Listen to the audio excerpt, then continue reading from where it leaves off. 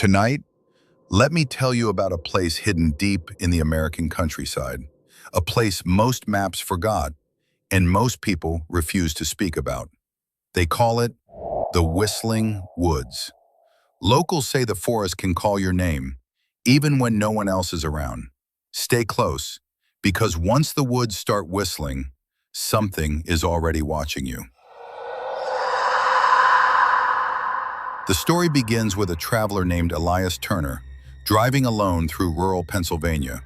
He had taken an unfamiliar road, one recommended by a stranger at a gas station.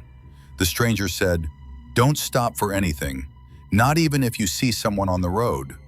Elias, at the warning, then the trees got taller, the darkness got heavier, and the wind stopped completely.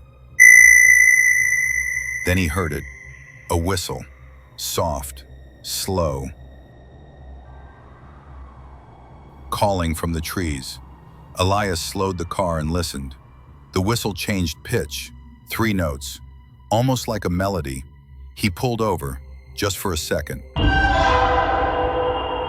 And there, on the edge of the tree line, stood a silhouette, not moving, not breathing, just listening. Elias blinked, gone. Then the whistle came again, closer this time, right behind the car. He drove, fast. He arrived at a small rural town called Briar's Hollow, population maybe 60. Everyone stared at him, not rudely, but in a way that said he did not belong here. At the inn, the old woman at the counter whispered, "The woods called you, didn't they?" Elias hesitated. She continued, "It always starts with a whistle. You must not go back there tonight." But Elias couldn't shake the feeling that something from the forest had followed him. The townsfolk spoke only in fragments. A child who followed the whistling, a hunter who walked into the trees and never walked out, a preacher who said the woods carried souls away like wind carries leaves. Every story ended the same way. When you hear the whistle, do not answer. But Elias had already answered. By stopping the car, by getting out, by listening, the woods now knew him. That night, Elias stayed in his small, cold room. He could barely sleep. Around midnight,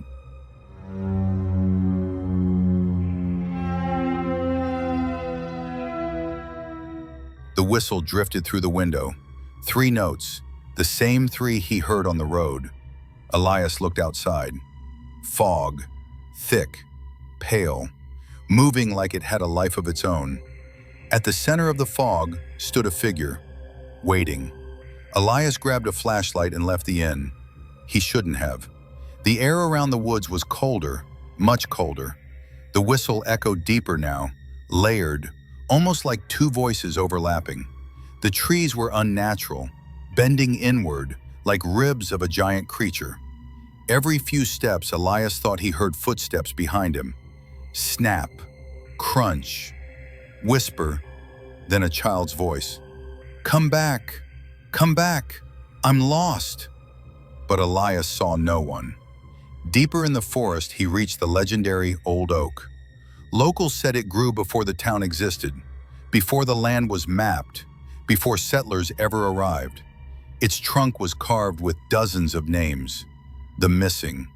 Elias raised his flashlight and saw something carved freshly, sciently. Turner, his last name. The bark peeled beneath it, like it had been carved by something with claws. Elias whispered, "What do you want?" The woods answered with a whistle. The fog around the oak thickened. Shapes formed within it. Human shapes. One by one, faces appeared, faces pale, stretched, hollow. Elias recognized the child from the story, the hunter, the preacher. They moved like puppets pulled by invisible strings. Their mouths opened in unison, but the whistle was the only sound. Elias stumbled backward. The faces moved closer, not walking, gliding. The whistle suddenly stopped. A voice, deep, ancient, older than the trees, filled the air. A life for a life, a path for a path. You stepped into the woods, now the woods step into you. Elias felt his breath freeze. He realized the truth. Everyone taken by the woods was not trapped. They were changed. They became part of the forest itself. And now, so would he. Unless he ran. Elias sprinted through the trees. The woods changed shape around him, branches pulling, roots rising, fog chasing like a living tide. Behind him, the whistle grew louder, furious. He burst onto the road. Lights, movement. A truck driver pulled over and shouted, "You shouldn't be out here." Elias turned back. The woods were silent, still, watching. He climbed into the truck. As they drove away, a final whistle echoed behind them, soft, slow, calling his name.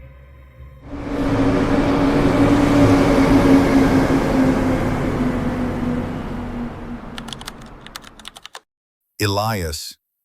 The woods never forget, and they never let go.